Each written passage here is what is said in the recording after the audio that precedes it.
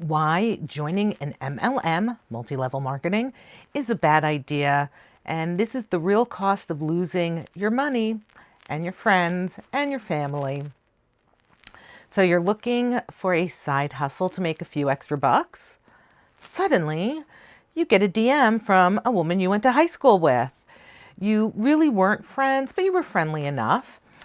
And those DMs usually start out with, "Hey girl, how are you? You look great." And then comes the sales pitch. Have you ever thought about being your own boss, running your own six-figure business? Right? Yeah. So we've all gotten them. So today we're going to cut through the hype surrounding multi-level marketing, also known as an MLM. All right, so despite the alluring promises of wealth and independence, the reality is most MLM participants lose money. Not make money.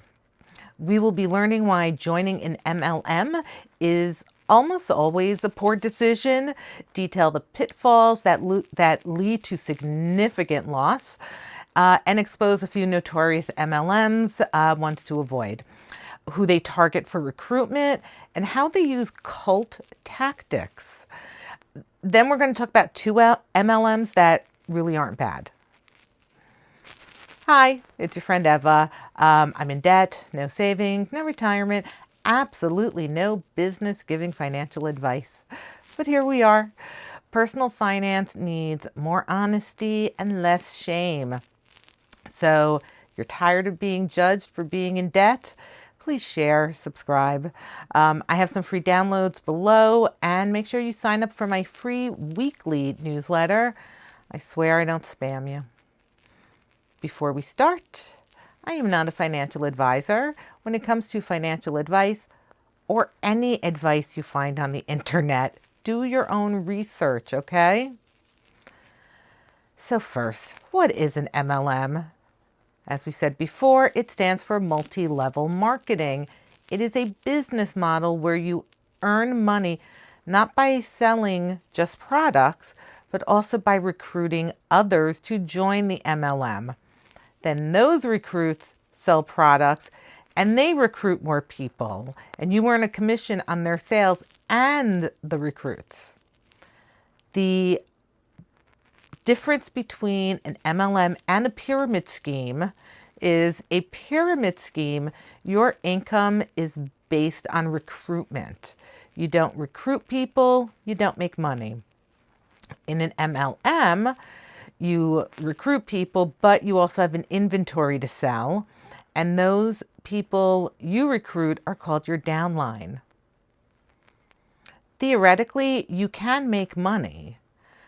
However, according to a 2024 Forbes article, 99.6% of those who join MLMs lose money. 99.6 lose money. We'll get into that some more in a little bit. So is joining an MLM a good idea? Let's go over the reasons why it isn't. 1, high initial costs. Most MLMs require you to buy a starter kit or inventory to get started, and these costs add up quickly. If you don't make enough sales, you're left with unsold inventory. You can't give it back. Number 2, income disparity. In MLMs, the income is heavily skewed. A small percentage of people at the top of the pyramid make significant money, while the rest of the participants very little or lose money. And again, according to Forbes, 99.6% lose money. Number 3, recruitment. The focus of MLMs are usually recruiting new members or the downline.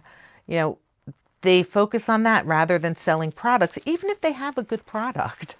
So this means you're constantly pressured to find new recruits, which can strain your personal and professional relationships. It'll strain those relationships so badly. Once your friends and family start referring to your new side hustle as a cult, you know what? You're in deep and need to wake up. Questionable products. Many do sell questionable products that are overpriced or make some dubious claims. The business model relies on continuous recruitment for product sales, right? It's the recruitment people buying the products, not the public. All right, so let's talk about some of the really bad MLMs out there. You know what? There are so many, and I'm limited with time. Herbalife. Their business practices were investigated by the FTC. The company settled over claims it deceived participants about potential earnings. Amway. They are one of the OGs of MLMs. They have been accused of being a pyramid scheme. Former participants report losing money and facing heavy recruitment pressure. And remember, the former director of education under Trump is the heir to Amway. So I think that explains a lot. I have friends who were dumped by their husband's oldest friend and wife because they weren't a part of the Amway network. He and his wife, my friend and his wife, weren't a part of the cult, so they can no longer hang out together because they weren't in network. Imagine losing your oldest friend to an MLM cult. Yeah. LuLaRoe. Netflix had a really good documentary on it. One of the main claims, the participants were misled about the profitability of selling the company's products. How do MLMs find their victims and the false promises that they make? Social media. You get the DM from someone you've known years ago, and keep in mind, you're next on the DM list. Then they've already burned through their friends and family, right? Think about that. You'll be asked if you want to be a boss babe, run your own business with unlimited potential.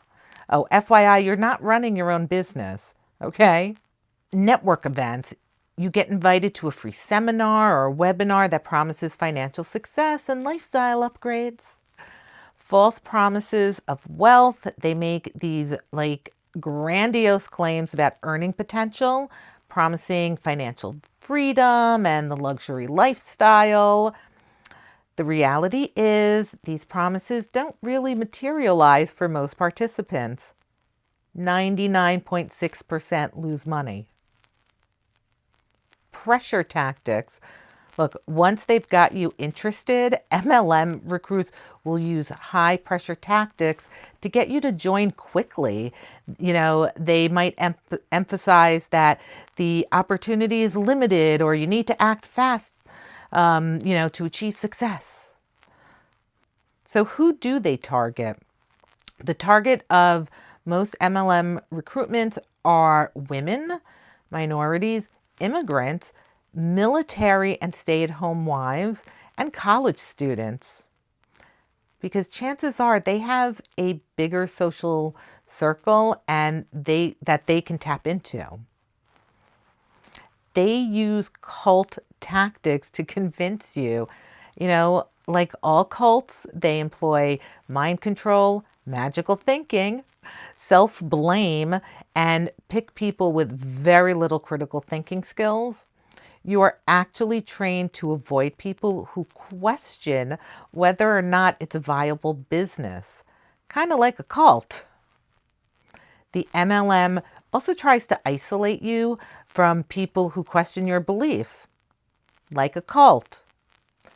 If you fail at making money and getting a big enough downline, they tell you how you failed and they discourage you from Googling the MLM.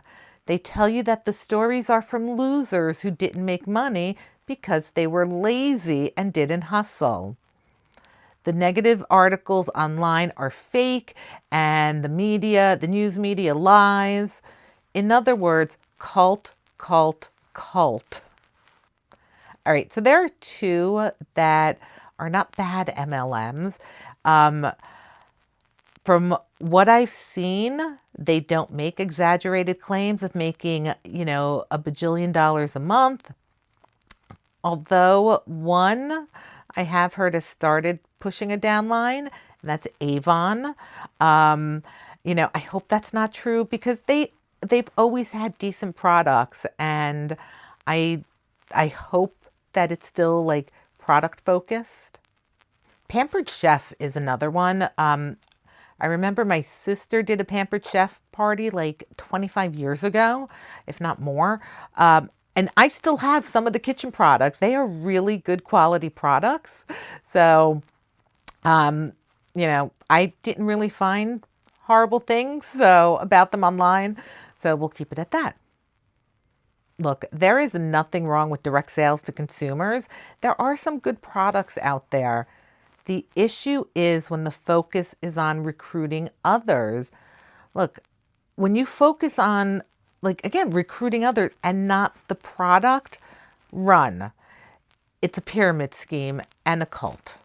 All right. So I hope you learned something from that. I hope you don't get sucked into it because they are pretty persuasive. All right, so that's it. I think I'm going to go make something in one of the Pampered Chef things I still have from over 25 years ago. And I will see you in the next one.